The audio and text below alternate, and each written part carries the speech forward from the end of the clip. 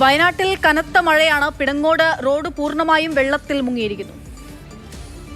വയനാട്ടിലേക്കുള്ള 3 കവാടങ്ങളുടെ ഭാഗത്താണ് ഏറ്റവും ശക്തമായി മഴ പെയ്യുന്നത്. താമരശ്ശേരി ചുരത്തിന് മുകളിൽ വൈത്തിരി, ലക്കിടി പ്രദേശങ്ങളിൽ കനത്ത മഴയാണ്. കഴിഞ്ഞ 24 മണിക്കൂറിൽ വൈത്തിരി വട്ടപ്പാറയിൽ 204 മില്ലിമീറ്റർ മഴയാണ് പെയ്തത്.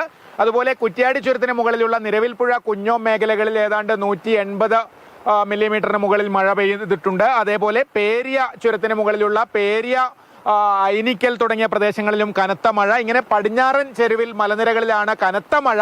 മറ്റു പ്രദേശങ്ങളിലെല്ലാം ശക്തമായ മഴയാണ്. ഞാനുള്ളത് പിണങ്ങോട് അടുത്ത പുഴയ്ക്കൽ പന്നിയോറ റോഡിലാണ്. ഈ റോഡ് വെള്ളം കയറി കിടക്കുകയാണ്. ഇതിലൂടെയാണ് ആ ഒരു പോലീസ് വാഹനം പോകുന്ന ദൃശ്യം ഇപ്പോൾ കാണാമെന്ന് ഞാൻ കരുതുന്നു. ആ പോലീസ് വാഹനം കടന്നുപോയത് ഈ റോഡിലൂടെയാണ്. ഏതാണ്ട് ഹെഡ്ലൈറ്റിന് മുകളിൽ വെള്ളത്തിലൂടെയാണ് അവർ കടന്നുപോയത്. അവർക്ക് അടിയന്തരമായി അപ്പുറത്തേക്ക് പോകേണ്ടതുണ്ടായിരുന്നു. അതുകൊണ്ട് തന്നെ അത്രയും റിസ്ക് എടുത്താണ് ആ പോലീസ് വാഹനം ഇതിലൂടെ കടന്നുപോയത്. ആ റോഡിലാണ് ഞാൻ നിൽക്കുന്നത്. ഈ പ്രദേശത്തെ ആളുകളുണ്ട്, പഴയ പഞ്ചായത്ത് മെമ്പറൊക്കെ ഉണ്ട്. ഇത് എപ്പോഴും ഇങ്ങനെ വെള്ളം കയറിയത്?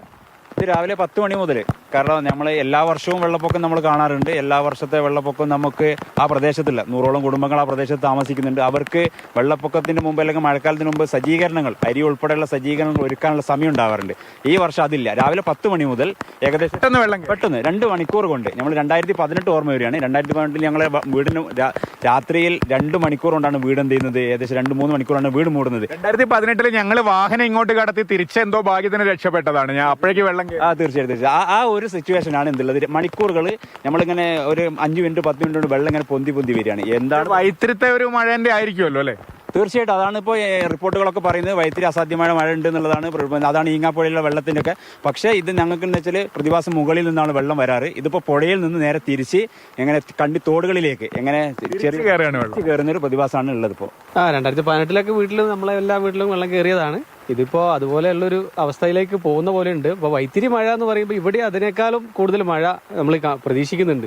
ഇവിടെ ഇപ്പോൾ കാണുന്നുണ്ട്. അത്രയും ഇപ്പം ഇന്നലെ രാത്രിയും ഈ പകലുമായിട്ട് ചെറിയ ഗ്യാപ്പേ കിട്ടിയിട്ടുള്ളൂ. ബാക്കി മുഴുവൻ സമയവും മഴ തന്നെയാണ് ഇവിടെ. എന്തായാലും ഈ പ്രദേശത്തൊക്കെ ഇപ്പോഴും ശക്തമായ മഴ ദൃശ്യത്തിൽ കാണുന്നത് പോലെ മഴ തുടരുകയാണ്. ആളുകളൊക്കെ ചെറിയ ആശങ്കയിലാണ്. വേണ്ട മുൻകരുതലുകളൊക്കെ മറ്റ് സർക്കാർ സംവിധാനങ്ങളൊക്കെ സ്വീകരിക്കുന്നുമുണ്ട്. കമൽ, മാതൃഭൂമി ന്യൂസ്, വയനാട്.